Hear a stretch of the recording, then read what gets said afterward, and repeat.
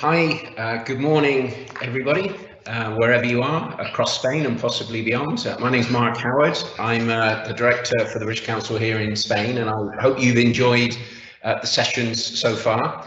I'm really delighted to be here today to introduce our plenary speaker, Graham Stanley. I know people always say I'm delighted to introduce the plenary speaker, but I have to say, honestly, for me, this really is a pleasure.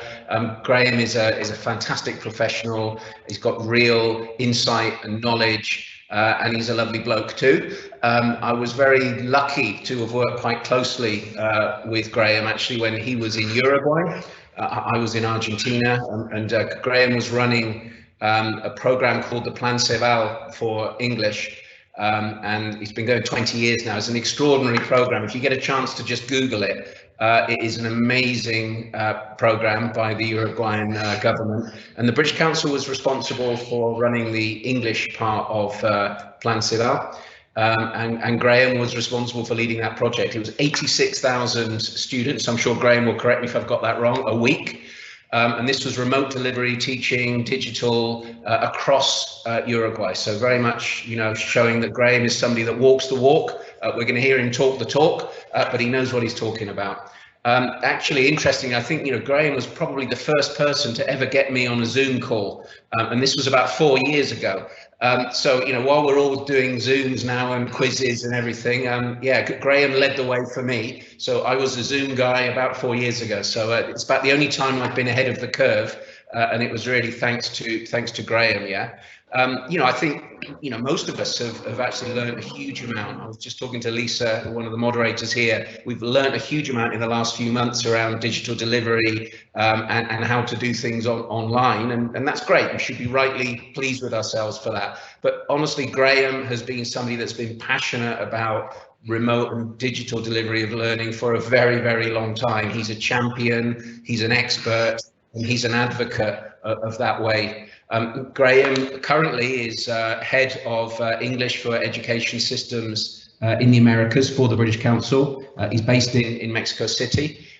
He's an author of a book called Language Learning and Technology. That was published in 2013, so that will give you an idea of, that's Graham 7 years ago writing about things that we're really interested in now. Last year, he was editor of a book called Remote Teaching, published also by the British Council. We'd be delighted to have Graham at any time. I have to honestly say, thank you to Graham. It's 5:30 in Mexico City in the morning at the moment. I think we should all acknowledge that. So Graham, thank you for being here, but thank you for getting up at an unearthly hour in the morning, and well done for doing that. I hope you've had a really strong cup of coffee somewhere, or maybe a shot of tequila, or whatever it is that is going to get you fired up for the speak. So I'd like to really now welcome and introduce our plenary speaker, Graham Stanley. If we could give, probably this isn't what you're supposed to do, but could we give a virtual round of applause? Yeah, so Graham.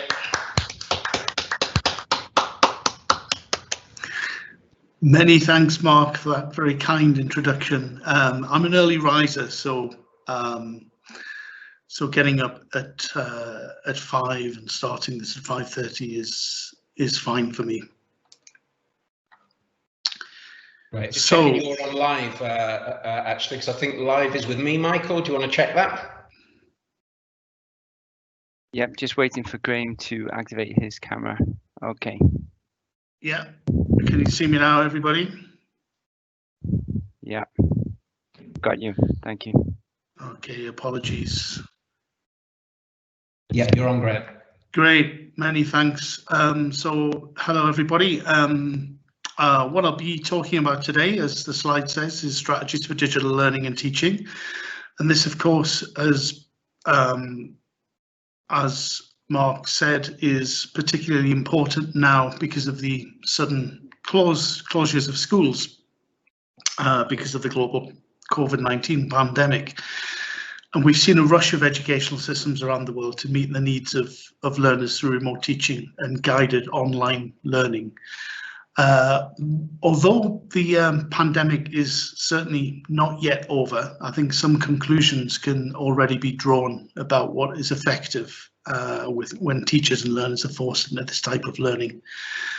And this presentation will use the results of global surveys conducted by the British Council and other research as the basis to examine what's worked and what's still needed for effective digital learning and teaching to take place when, as is the case in many of our contexts, distance education is the only option. So responding to these school closures with strategies for digital learning and teaching hasn't been the only response. I think it's certainly true that Ministry of Education, schools and teachers have resorted to a wide range of strategies. There are a few that I'm aware of in the Americas. For example, the Ministry of Education in Mexico has quickly put together educational TV programs because this is considered the most effective way to reach students, as over 50% of school children don't have access to the internet in that country. In Peru, a colleague of mine told me that in one town, English teachers were making photocopies and delivering them by hand to students during the pandemic. And in other places, radio's being used or WhatsApp. But I've chosen today, however, to focus on remote teaching through platforms such as Teams, Zoom, Google Classroom, etc., and guided online learning using learning management systems. And I'll say about what teachers have been doing to cope with what has been called emergency remote teaching, which for most of them, this is because remote teaching is entirely new. And next, what I'll be looking at is what we know about this type of teaching and how teachers need to develop in order to become better at it. As remote teaching and online guided learning becomes the norm for many, I think it's important that the ad hoc emergency teaching response of cope with this is transformed into a more systematic and planned response so that it will be as effective as possible when it comes to teaching and learning our students. And then finally, I'll finish by pointing out some of the places where teachers can find support and resources to help them with digital learning and teaching. And I'll also be answering as many of your questions that time allows with the help of the team here. So let's move on. Now, before we go any further, I'd like to look at some of the terms and how I use them, because this is an area where people use different terms to mean different things. Let me stress that this is how I use the terms and not everyone here is in agreement. You'll find that a lot of these terms are used to mean different things. So I think it's important to actually say what it is that what they mean when I use them. I think for me, the practice of online teaching and learning is when the teaching and learning occurs across the internet, usually using a computer. And if a computer is used but it's not connected to the internet, then this is a wider term, which I think I refer to as digital learning and teaching. The other phrases here we have below that. So we have remote teaching or synchronous teaching, which is what I use to describe all forms of live or real-time interaction, a bit like what we're doing now between a teacher and her students. And the term online guided learning, I think, is helpful when we talk about asynchronous teaching, and that takes place using a learning management system. And of course, learning management systems often in Spain are called plataformas. So platforms, and they include things like Google Classroom, Edmodo, Moodle, etc. Now, the other term, remote delivery, I think is best used when there's a little interaction between teacher and learners. And this happens, for example, when you're broadcasting TV via TV or using satellite or radio, etc. And I won't be talking much about that at all. Right, so as Mark said, before the school closures due to the pandemic, the British Council was involved in what we believe is the largest remote teaching project, or was until this remote teaching, because of the school closures, took place in the world. And for over 7 years, we've been working in partnership with Uruguay, with the Uruguayan government and an organisation called Plan Sabal, set up by the Uruguayan government on the Sabal en Inglés project. And Mark mentioned the figure of 86,000. I think that includes the secondary students. And in primary, there's 70,000 state school students of 8 to 11 years old across the country that we teach. And that's 2/3 of the total. And we've also implemented a teacher development program for remote teachers and also a quality management system as well to help the project. As you can see, from the image in the title, however, the remote teaching we do in Uruguay is very different from the remote teaching challenge posed by the school closures. For a start, remote teachers teach from a remote teaching center, usually with high-end video conferencing equipment, and into schools where a local classroom teacher supervises the children who are all together in a classroom. So this is very different from the remote teaching of home-based students. However, I think there's a lot of what we know about remote teaching that still applies to that context when teachers are teaching children who are based at home. And we have a lot to share, I think, and some of which I'll be talking about later today. So, first of all, I'm going to talk about an initiative which I think was outstanding, that the British Council's digital task force in the wake of the school closures have done. And when these schools began to close and there was a massive explosion in the need for remote teaching and online guided learning, the British Council English for Educational Systems Unit responded by setting up this global digital task force to support ministries of education, teachers and school leaders with this transformation. And it obviously, as you can imagine, quickly became very important for the digital task force to understand whether what the British Council was providing was what was needed by schools across the world and teachers. So 2 global surveys were launched in order to ask ministries of education and educators. And in May, an initial snapshot of the results produced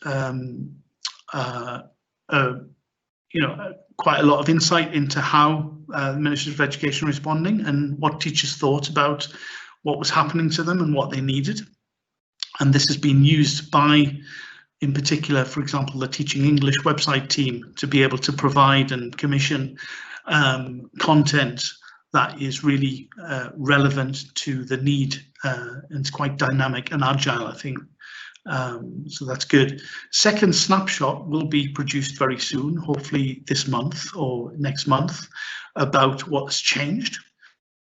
The aims of this survey and the snapshots are really to provide insight into the response to the impact of COVID-19 as it relates to English language teaching and learning for Ministry of Education and other people, teachers included, and inform the British Council about their response, our response on what we are providing and how we can do better, and also then to inform and support teachers, teacher educators and school leaders in the future in line with the experience gained from this.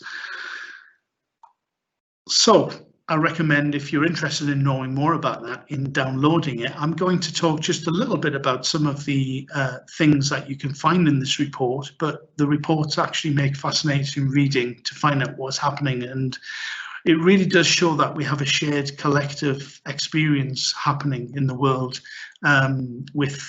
with these school closures. There are very few schools that are actually open, and a lot of remote teaching and online guided learning is happening across the globe at the moment. So just to pull out a few things, I'm not going to talk about all of these things that are on the slide, but this is a summary of the insight that we've managed to achieve through these reports. And it's broken down into 2. We've got on the left hand side insight on educational systems. So you can see that 1/3, more or less, it varies per country, of course, and per region, of schools, educational systems provide synchronous teaching. and around, synchronous teaching and support to teachers.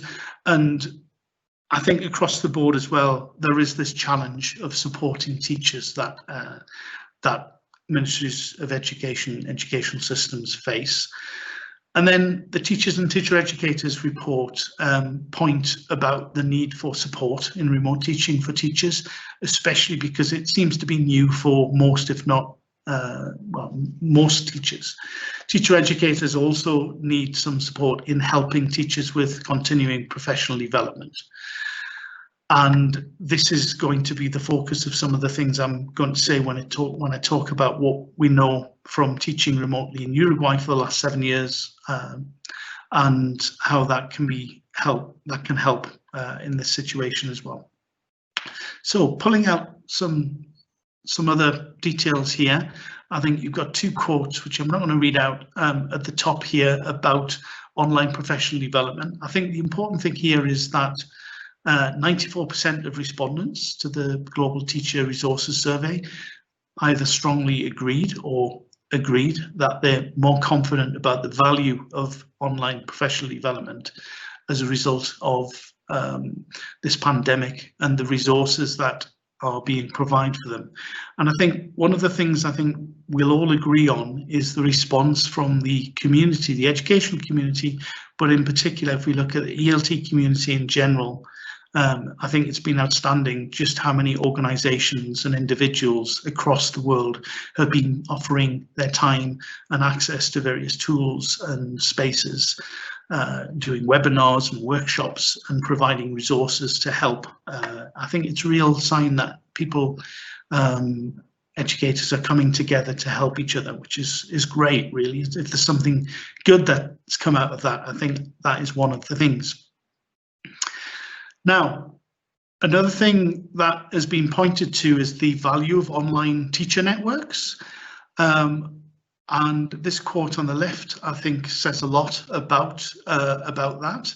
You know, we're all teaching from home, making the house a public place with our own resources, and we don't feel alone when we share our own resources and experience with other teachers around the world. I think the value of connecting with teachers online has really come to the fore. And these 4 reasons for doing that, I think, came out of the survey. One of them is, of course, learning from the experience of others, of being able to share and learn from everyone's experience and help each other with it. And then developing skills and knowledge through engagement with other people came out as being a really strong and important reason for connecting with other teachers. It also helps because, you know, when you're teaching online, if it's something new, you're not quite sure about your confidence level about doing it. And I think engaging with other teachers does help that. And then finally, the sense of community that comes out about being connected online with other teachers is very important if you can do that. So, remote teaching, what do we know? I think, you know, although the pandemic isn't over yet, there are conclusions that can be drawn about what's effective when teachers and learners are forced into this type of learning. And I'd like to particularly go back to the research that was carried out by the British Council before the pandemic to point to some of the things that we do know about remote teaching. But before moving on to this, I'd like to also say that it's not just Uruguay where we're doing remote teaching. The British Council has in Buenos Aires, Argentina, a purpose-built remote teaching centre with a very large cohort of teachers who are teaching and teacher training to some of the countries mentioned in the slides there. So we do have a lot of experience. And I think, you know, to go back to advice that we give when teachers are new, here are some general guidelines when people are transitioning into, when teachers are transitioning into remote teaching. I think it's important not to overcomplicate things. So you start small and know and start with what you know, really. I mean, good teaching is good teaching, whether it's face-to-face or online. And I think we as teachers should know that. So I think it's important just to be able to do the minimum to get the students into the virtual classroom and start teaching, and you know how to teach.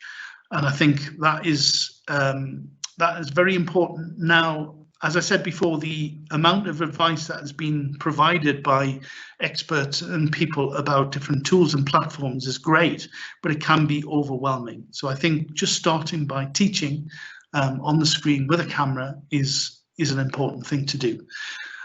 I think what is very important is for teachers to familiarize themselves with the tools. I think you do need to be able to be comfortable with the technology, and especially as you need not to have a lot of dead time, I think, if you can avoid it with your students. So your students will get disconnected and bored, demotivated if you're faffing about with your technology. I think the important thing to do is to make sure that the students can hear you, that you can hear them, and that you are all together in a platform and you can see what's happening really. I think you need to be flexible and prepared to change. Although despite that, having a routine, particularly with young learners, and a timetable so students do know what to expect is very important. But don't make it so rigid that you can't experiment or be creative. I think the interesting thing about this new way of teaching is that it does allow you to do things differently.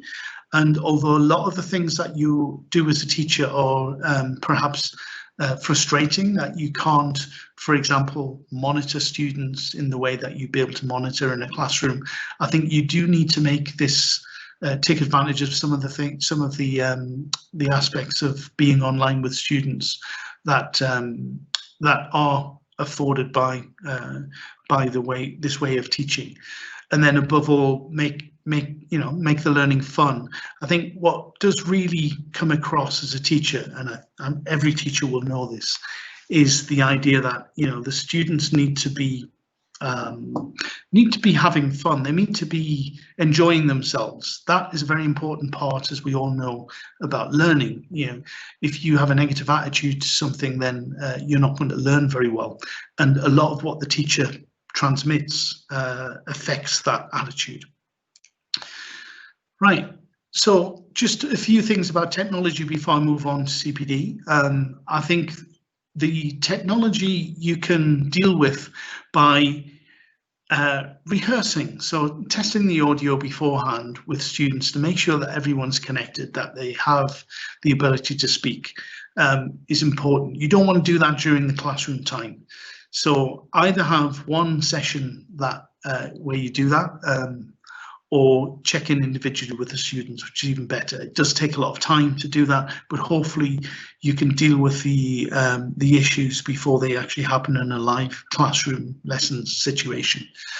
Obviously, I think muting and unmuting, as all of us know who have been involved in this type of teaching and online meetings, etc., I think is very important. You want to avoid background noise, and a lot of the time you can't hear what's going on behind you if you've got your headphones in, but other people can, and it can be very distracting. Using the cameras, I think, is really important, unless, of course, connectivity is low, in which case you can turn them off. If you do have to turn cameras off, I think it's important for students to turn them on at the beginning and at the end of the lesson, and if possible when they're actually speaking, because it does provide that extra sort of human aspect to contact. We're used to seeing people, and not seeing people is a bit of a situation when teaching in particular. And the last thing I'll say about what's written on here is the rules for behaviour, which when you're teaching children, I think is very important. So they understand, particularly with the new situation with them being at home, how important that is. Okay, so with that, I think, the British Council as an organisation is very concerned with child protection. And I'm not going to dwell a lot on this, but just to say that there is lots of advice that you can get about how to cope with this situation and what to do if you need to report anything, etc.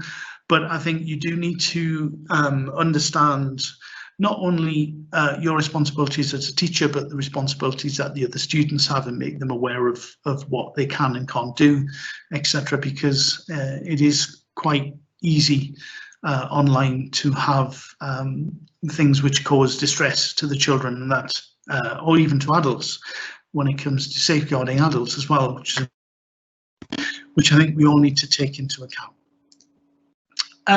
Right, I'm going to talk now a little bit about the kind of things that we know through doing research in Uruguay, and it's based on what I'm going to be talking about was a project that I did with a British Council quality manager based in Argentina, Alicia Artusi, and we published a chapter that was in a book that you can see on the right.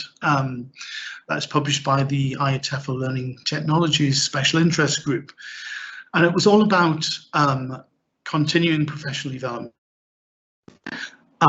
We wrote this chapter based on a lot of information that the quality managers in the Uruguayan project got through observations of teachers teaching remotely, which is what Alicia and her colleagues do for their job, but also through surveys and interviews and focus groups with the actual remote teachers.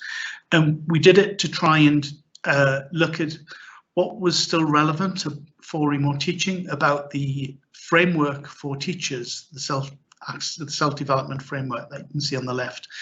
Teachers are meant to sort of be able to look at that and decide where they are on the framework as far as their knowledge and skills are concerned, and use that to help them decide where they want to develop to. One of the things that we found really interesting was that not a lot of that framework needed to really be changed when it came to remote teaching. Obviously, as you can imagine, the use of technology, there was a higher demand and a higher need for use of technology for remote teachers, which is obvious really. Not so obvious, but very important, I think, were the classroom management skills. So the ideas of classroom management at a distance, which is what you have to do when you're remote teaching, requires a very different set of skills and approach. And I think in particular now with students being at home, that is even more so, especially as you will have to, on some occasions, have to deal with the adult in the room, if there is an adult in the room, so the parent, etc., or guardian. This building of a student-teacher relationship at a distance also requires something different. There isn't that time at the beginning and end of a class where you get to socialize with students when you're teaching online, which is quite makes it quite difficult to build that relationship. Actually, it's something I think that teachers tend to take for granted when we're teaching, but it is very important that you're able to do that kind of socializing and allowing for that at the beginning of the class and end of the class, and building it in so you don't just have an immediate start to the lesson and an immediate end to the lesson. Becomes quite an important thing that shouldn't be sort of understated. And then, of course, transmitting body language, gestures, the use of voice, etc. These are things that come across through the microphone, through presence. Things like gestures and use of voice, they need to be exaggerated for them to really come across. And then finally, e-moderation skills. So the idea of being aware of the asynchronous element of connecting with students, not in real time, but actually responding on a timely basis to their comments, etc., and things that are being shared in the learning management system is very important. Okay, now we did come to some conclusions about what a good remote teacher was with this research, and here are the conclusions. I don't really have time to go into detail about any of these, but I'll pick out a couple of them. So we've got 2 slides of these, and I think some of them are really relevant to the face-to-face classroom, as I'm sure you'll agree. So the first one, for example, adapting the objectives of the lesson to the nature, culture, age of the class. That's really the same with face-to-face.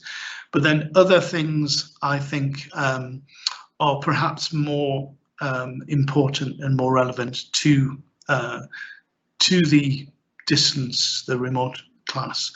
I think, you know, The idea of anticipating what could be a problem when remote teaching and trying to predict what solutions. It says here with the classroom teacher, that's because in Uruguay you have a classroom teacher, but I think with the students, with the parent, etc.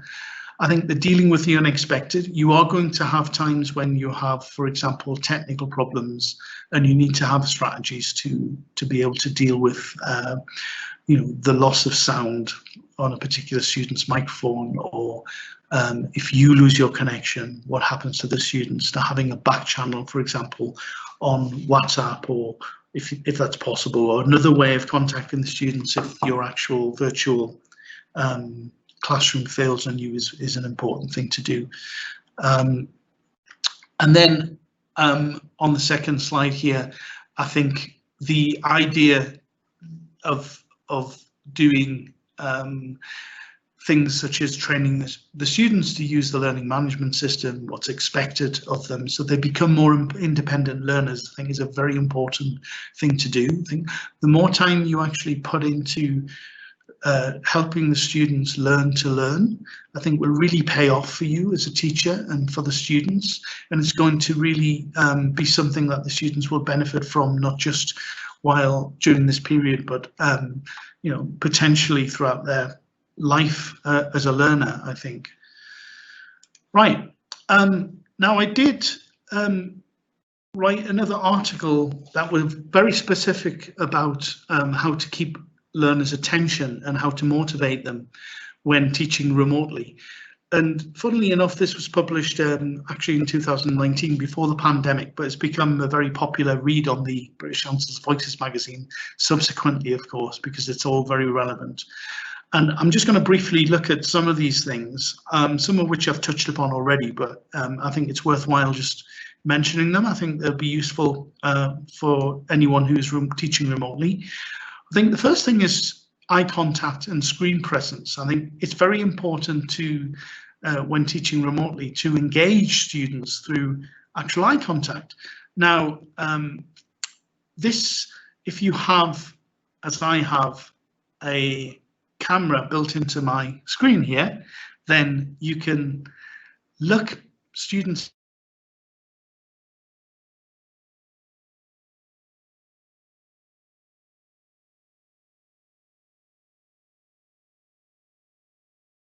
camera. Sometimes you have a plug-in camera. If you don't look directly into the camera, oops, and speaking of the camera, my camera's just gone off, I think. Apologies, I've just noticed that and turned it on again. Then if you don't look into the camera directly, then I think it doesn't seem like you're looking students in the eye. As I say, with a laptop, it doesn't seem to matter so much because the camera and the screen are very close to each other. But if you have an external camera, then doing that is very important to do. And you'll be surprised just how a little sort of, a couple of centimeters away, and students may well feel a little bit disconnected.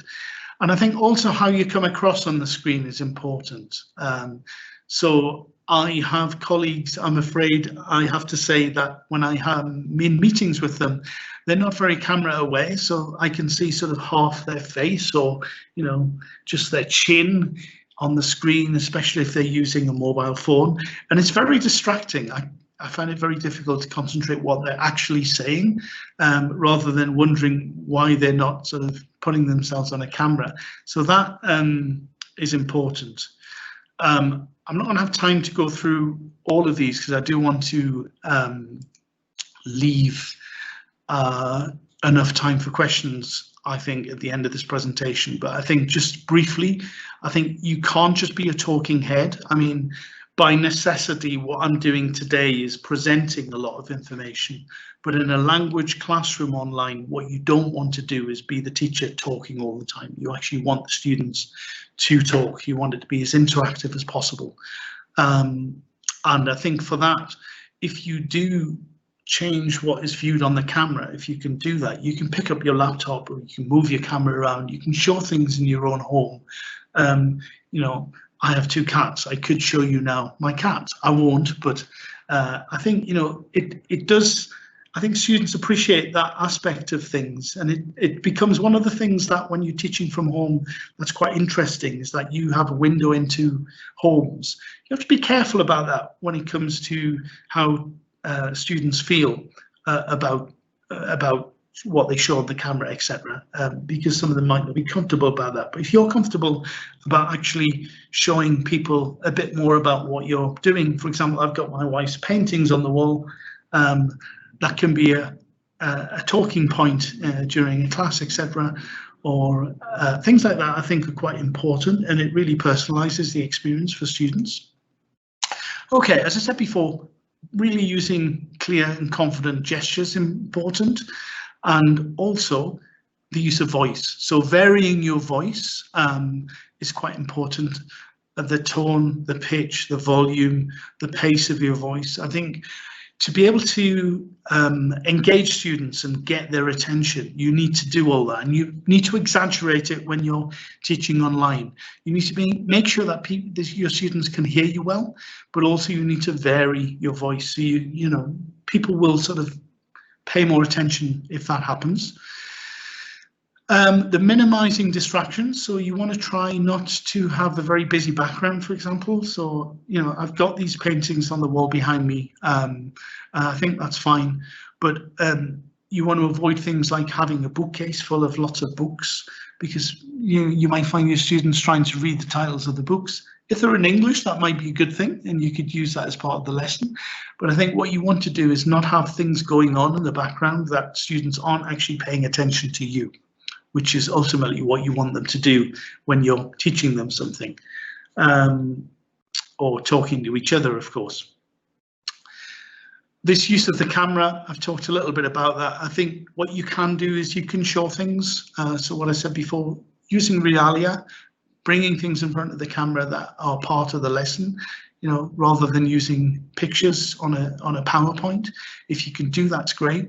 A great lesson I saw a Spanish teacher share with us in a presentation. She shared an activity which involved the students going and finding things from the kitchen and bringing back, for example, a fork, doing like a little run to the kitchen to bring a fork, and the first student to show the fork on screen won a point, I think.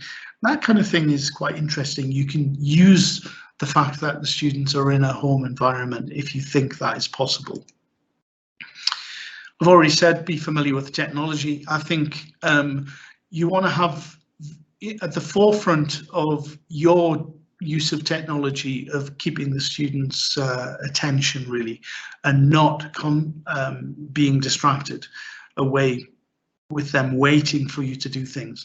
So everything that you want to use during the lesson, have open. So if you want to use a website, load it before the lesson. If you've got software, have it available on your desktop. Have everything available that you can actually then just quickly click and change to, so you don't have that waiting time that you sometimes unexpectedly get, in particular with websites, etc. I think that's very important. And then being familiar with the technology, as I said before, and being able to troubleshoot and having a plan B. So that plan B may be switching to chat on WhatsApp and going to the learning management system if you have a complete failure in the live connection, for example, if you're remote teaching. Things like that. Thinking that through and talking about it with the students, I think will save you a lot of time and anguish as a teacher and as students.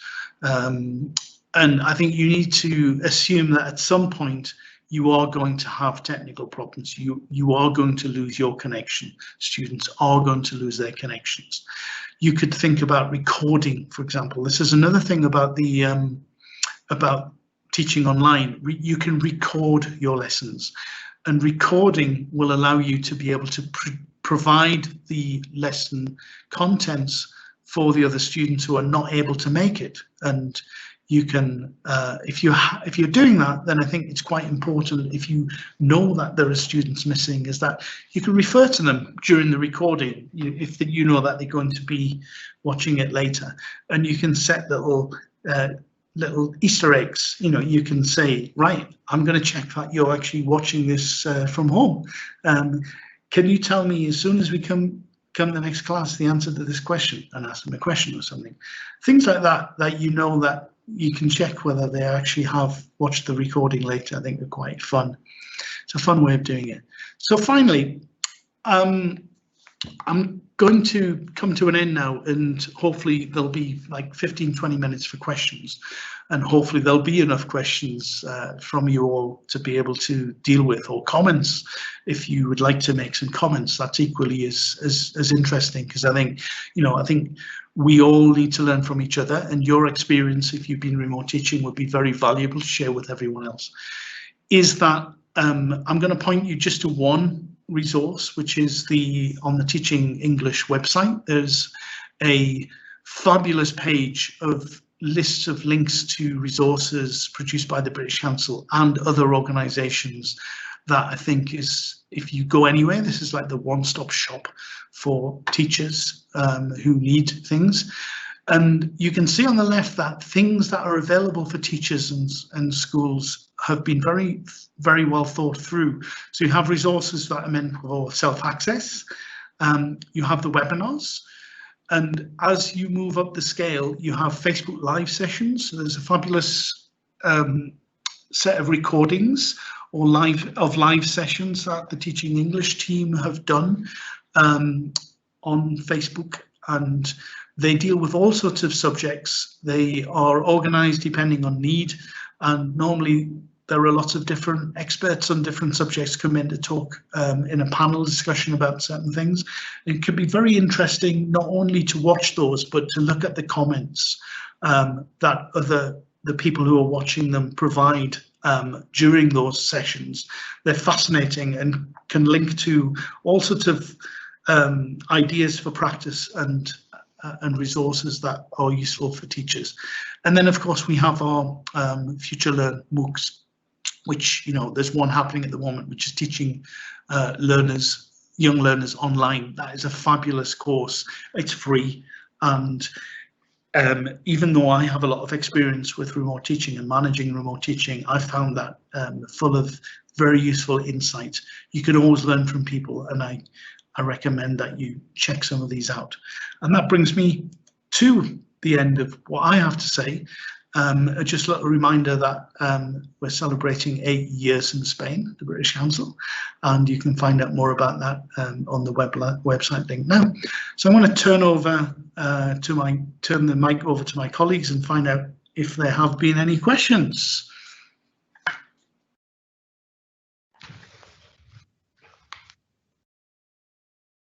Great, thank you, Graham. I mean, that was really fascinating and interesting and relevant. I mean, you know, I think what you've been doing, Graham, has always been relevant. But I mean, you know, it must be really rewarding to sort of see, as you said, something you wrote 18 months ago and now actually being totally what people are lapping up now and needing to see. You know, I really recommend people clicking on those links. You can find them in the chat. And certainly that last one, Graham, on teacher resources is really good. One of the things Graham talked about was making these sessions as interactive as possible, making online as interactive as possible. So this is your chance to post any questions. If you could post any questions in the chat, in the Q&A, I will try and pick those up, and my colleagues as well will be picking those up. So if there's any questions you'd like to do there, before I do, just one from me, Graham, and then I'll check what's in there. You talked around how do we share knowledge and experience. Actually, probably in the Spanish system, there's probably less collaboration goes on amongst teachers. Lots of studies have shown it tends to be not as much collaboration as often in other places. You know, how would you encourage teachers here in Spain to share knowledge and experience, particularly around this kind of new way of teaching? Have you got any particular ways that you think are easy and helpful for teachers to collaborate? It's a very good question, Mark. I think I'm not sure about what you've said about not so much collaboration goes on. I think there's probably a lot of collaboration going on informally between teachers in the system, but probably not using official means. So I would say that a lot of them are part of Facebook groups for teachers. If you go to Facebook, there are so many informal groups that are just set up by individual teachers because of a need to share these communities of practice that that end up being, you know, teachers getting together to share resources, to actually post when they have problems and to share that experience. And you can find them for all sorts of very niche groups of teachers, these sort of interest groups or affinity groups, as some people call them, I think are very important.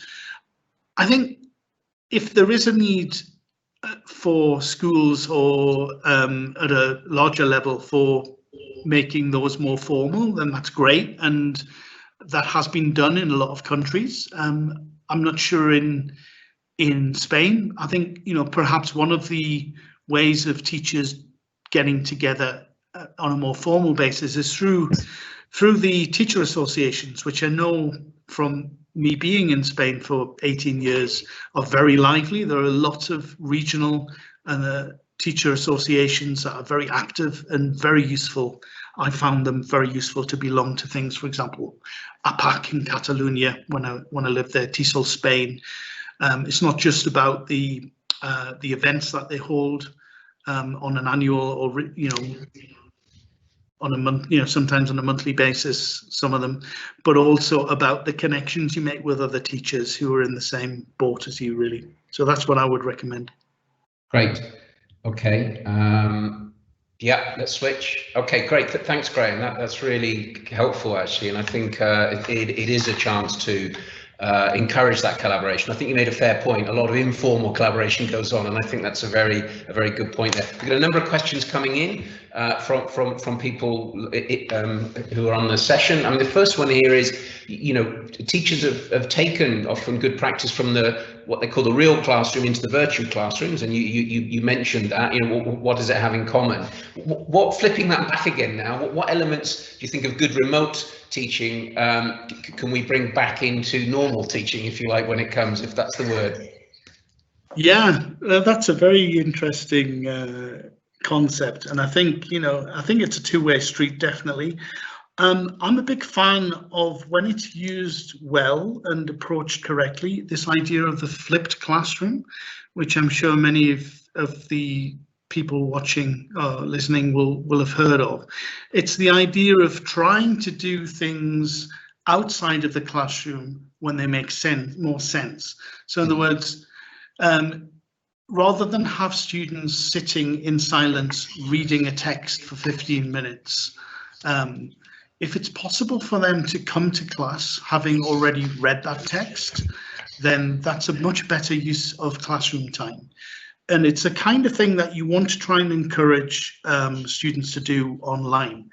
Now, you have to really train students to do it, because the worst experience is setting them that task and then having them coming to the class and not having done it, and you having then built your lesson around it. So around that, you can sort of reward the students who have done it by addressing them and the other students you ask them to do it at the back of the class, etc. So I think things like that are quite interesting to think about. And it really means thinking about what you do in the classroom, what you have to do in the classroom, what is worth doing in the classroom, be it physical or virtual. Great. Thanks, Graham.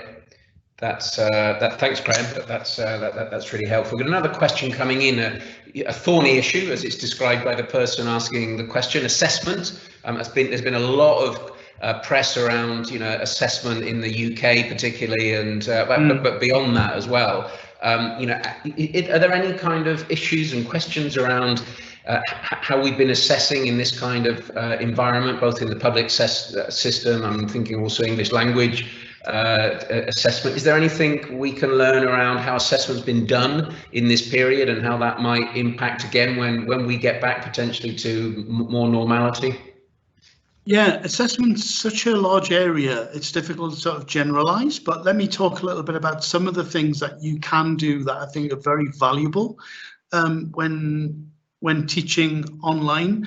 So I think things such as asking students to make recordings of themselves speaking is a really valuable way of being able to assess on an ongoing basis.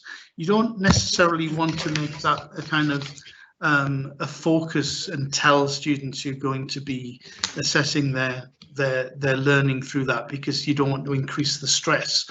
But I think in getting the students into a habit of them recording themselves on mobiles, speaking in English, and they can prepare it beforehand. You know, if students are going to provide a recording of themselves speaking, that the majority of them will have rehearsed it and tried several times, and that's exactly the kind of things you want students to do when they're speaking and presenting something to you as a, you know, like, for example, a film report, a TV report, a kind of video diary of what they did in the last week, or something. Tasks like that are quite important, and that will really help this assessment for learning. So the idea of assessment for learning is the ongoing assessment of students that will help them learn better, rather than summative assessment, which is, you know, the end of just testing students about what they know and what they can do. There is a place for that as well, of course. And I think that kind of summative assessment has become a more difficult thing to sort of do online. And I think a lot of the, for example, official exams bodies have been struggling with that move of how you actually can test someone and prove that it was actually them taking the exam, etc. And there's a lot, it's been a big impulse, I think, to official exams bodies, for example, to try and get this working because they have to. There's been a sort of an accelerated approach to trying to get this kind of online assessment going, which I think is quite interesting. But I think individual teachers, I really do feel that if you can, the key is to try and persuade students to do things such as recording audio or recording video, and the teacher then has enough time to actually listen to those productions by the students and really understand whether they need individual help with their speaking, for example.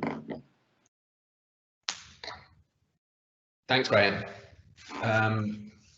Yeah, a tough one to cover, but I think good, and some really good comments in the chat about a MOOC. There was British Council put a MOOC out around. So yes. Again, you know, always really interesting to look at materials out there, isn't it? You know, it's very, very important. Another one, Graham, coming in. It is around, and you mentioned it with the fork. I really liked the idea of the fork. It always reminds me of the two Ronnies and fork handles, but that'll be a reference not many people will get. But how do you make lessons active? I think this is one of the worries, isn't it? You know, sitting in front of a screen, you know, the amount of screen time for young people, and I think this is one of the real pushes with Get Back to School. One of the challenges it is around being active, isn't it? So, I mean, you've given a couple of really good examples. Any other sort of thoughts on how you can make this kind of interaction as active as possible, particularly with younger students? Yeah, I mean, I think the first thing I would say is that you really do need to rethink what it is to teach online, and you don't necessarily have to be connected to your students. I think this could be controversial for some school leaders or institute owners, etc., to say this, but I think, you know, you need to be able to trust your learners to study when they're not virtually in the same space as you. So I think encouraging them to do work offline asynchronously and have that treated as part of the class time, I think is important, and also for parents and school owners, etc., to understand that students can be learning, teachers can be supporting them asynchronously during this time. It doesn't have to be that what we have now is this hour where we're all connected together. Well, if you have an hour set aside for students, for a teacher to teach students, well, maybe you want to think about, you don't all have to be together in that hour connected online together. There are ways of structuring that time to be maybe connected for 40 minutes to relieve the pressure of that intensity, because it does, for some reason, being connected in this way and have a camera pointed at you